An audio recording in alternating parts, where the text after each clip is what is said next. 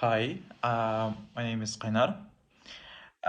This semester we have had this course about teaching English to young learners, and I have had a huge blessing of studying and learning this course with the the one and only Miss Saltanat Karim. Before we started this course, actually, I have had experience of teaching very, very young learners, and I have had a lot of troubles and difficulties during that time. And I knew that this course is going to be a help for me in the future, even though I'm not planning teaching young learners, but I'm sure that it's gonna help me one day. And I had high expectations on how to work with young learners. Before I start my reflection, I would just like to note that Miss Sultanat is really best at her own subject, because the way she explains so clearly, you don't have to listen twice. Aside from the theory that we learned during the lectures, we have had a huge amount of practice during the seminars. And actually, I have had a lot of notes from the feedback that Miss Sultanat teacher gave us. Based on what I have learned from the practice, from the demo lessons that were throughout the semester, um, that we have to plan our lesson on based on the characteristics of the young learners. The one of which is that they are very active, that they cannot sit on one place, and it is essential to have a physical activity during the class. When I did my demo lesson, the one thing that really stuck with me is that whenever you're explaining a new topic or whenever you are talking, it is very, very vital to use as much as simple language to the young learners, because they are at the developmental stage where they cannot uh, immediately take complex words when, for example, we are explaining the tenses.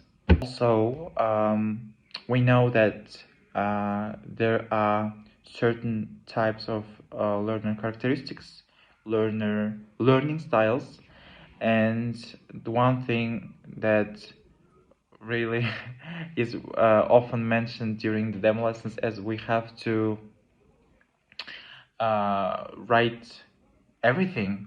For example, on the presentations, that if we use, or on the board, whatever we are saying, the instructions, the new vocabulary, it has to be written on the board, because it is essential to visual learners. We have learned many techniques, one of which is the jigsaw technique that I still clearly remember, which promotes cooperation and collaboration. And it is really good to comprehend certain skills for students, and you have to divide them into many groups that consist of many students, and after that they have to switch groups to gain more knowledge, and in the end they have to create this puzzle, which I'll be using that in the future for sure.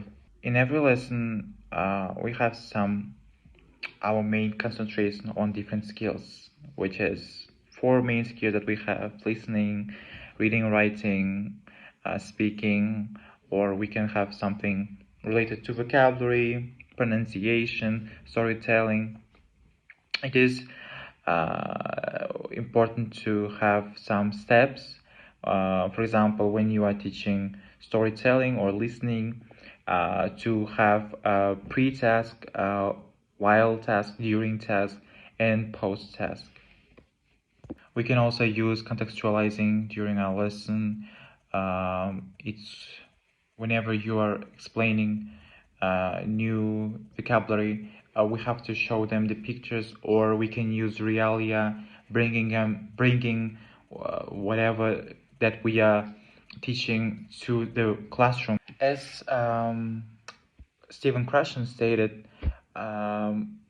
we have to sometimes use his theory about comprehensible input, is that we sometimes have to make the lessons a bit challenging than it already is.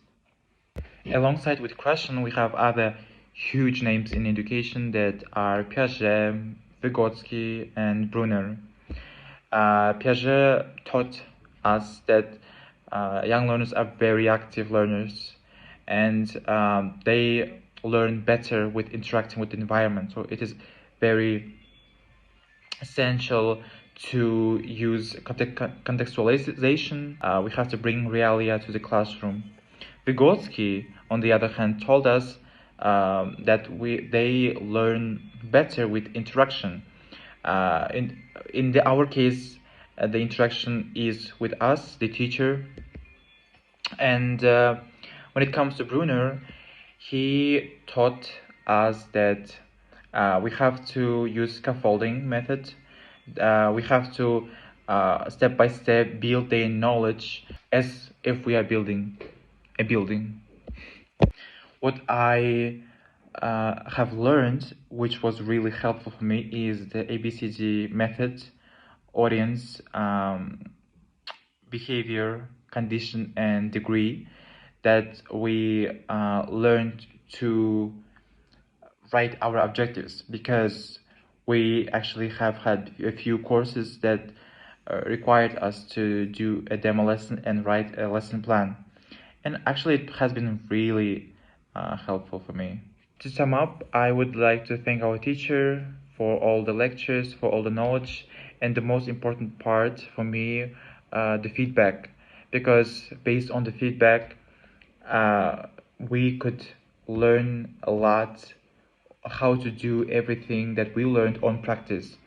And I'm sure that I will use them one day when somehow I decide to teach young learners. Not even young learners, but with secondary students also. And thanks.